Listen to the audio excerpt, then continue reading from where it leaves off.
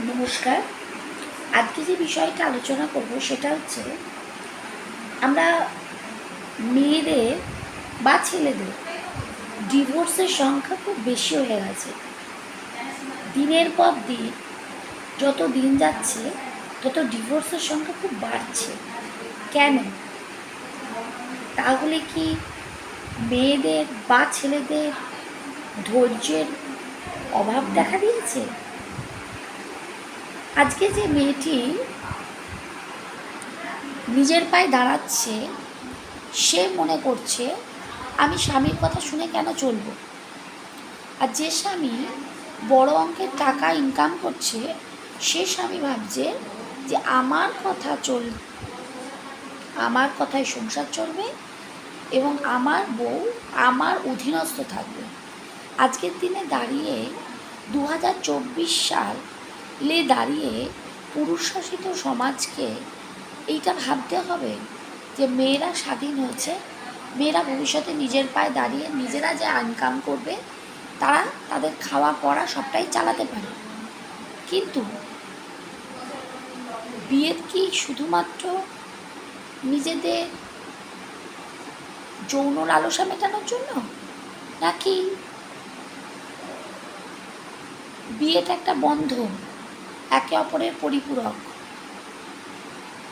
নাকি একে অপরের সহযোগিতা করা? কোনটা? যে মেয়েটি পরের বাড়ি থেকে আসছে, যদি চাকরি করাতা মেয়ে হয়, সে ভাবছে যে আমি চাকরি করি, আমি কেন আমার নিজের হাজব্যান্ডের কথা শুনবো। আবার যে স্বামীটি বড় অঙ্কের চাকরি করে, তার স্ত্রী হয়তো হাউসওয়াইফ, তাকে সে যোগ্য সম্মান দিচ্ছে না। যত মেয়েরা নিজের পায়ে দাঁড়াচ্ছে তত ডিভোর্সের সংখ্যা বাড়ছে। আমি বলবো মেয়েদের উদ্দেশ্যে একটাই কথা, যেসব মেয়েরা অত্যাচারিত হচ্ছে, তারা তাদের স্বামীর ঘর ছেড়ে না দিয়ে সেই স্বামীর ঘরে থেকে লড়াই করুন। লড়াইটা এইভাবে করুন, নিজেদের টিকিয়ে থাকার লড়াই। কারণ নিজেদেরকে টিকে থাকতে হলে স্বামীর ঘর ছেড়ে বাপের বাড়িতে গিয়ে ওঠা, এটা কোনো লড়াইয়ের পথ হতে পারে না। নিজেদের বোঝাপড়াটা নিজেদের জায়গায় গিয়ে বোঝাপড়া করতে হবে। যদি মনে করে কোনো মেয়ে যার স্বামীর ঘর ছেড়ে বাপের বাড়িতে গিয়ে সুরক্ষা পাবে, সেটা ভুল। যে স্বামীর কাছে যে মেয়েটি এসেছে, যেদিনতে বিয়ে হয়েছে সেদিন থেকে বাপের বাড়ির লোক ভাবে যে আমি পাত্রস্থ করে ফেলেছি, মানে এখন মেয়ে পরের বাড়িতে চলে গেছে। আজকের সমাজে, ভারতীয় সমাজে এখনও পর্যন্ত এই রীতি আছে, বিয়ে নামক এই প্রথার মধ্যে দিয়ে প্রতিটা মেয়েকে পরের ঘরে পাঠিয়ে দেওয়া হয়।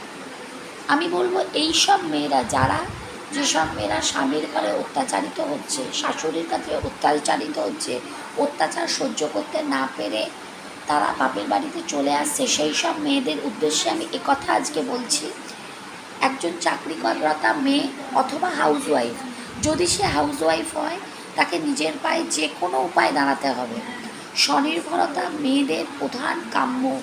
প্রতিটা মেয়েকে স্বনির্ভর হতে হবে, তাহলে অত্যাচারিতের হাত থেকে বাঁচতে পারবে। নতুবা আগামী সমাজে ডিভোর্সের সংখ্যা তুলনামূলকভাবে আরও বৃদ্ধি পাবে। যদি এই সংখ্যাটা কমাতে চাই আমরা, আমাদেরকে ধৈর্য ধরতে হবে এবং ধৈর্য ধরে পুরুষের সঙ্গে, পুরুষ শাসিত সমাজের সঙ্গে একসঙ্গে গিয়ে লড়াই করতে হবে একই জায়গায় থেকে। সেখান থেকে ময়দান ছেড়ে দিয়ে চলে আসা, এটা কাম্যতার পরিচয় নয়। যে মেয়েটি অত্যাচারিত হচ্ছে, সেখান থেকে বেরিয়ে আসার জন্য একটাই উপায় হচ্ছে নিজের পায়ে দাঁড়ানো, ডিভোর্স নয়। ডিভোর্স কখনো সুরাহা দিতে পারে না।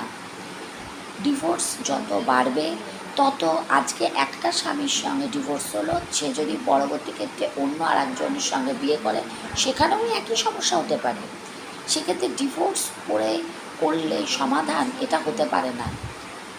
সংসার ভাঙা খুব সহজ, গড়াটা অনেক কঠিন। দেখুন না যে একটু যদি সহযোগিতার হাত বাড়ানো যায়, তাহলে ডিভোর্সের সংখ্যা পরিমাণটা কমে কিনা। আসুন না সবাই মিলে এই ডিভোর্সের সংখ্যা কম করে এই লড়াইয়ে যারা আছে তাদের পাশে দাঁড়িয়ে কিভাবে সংসারটা গড়া যায় সে ব্যাপারে ভাবুন। নমস্কার।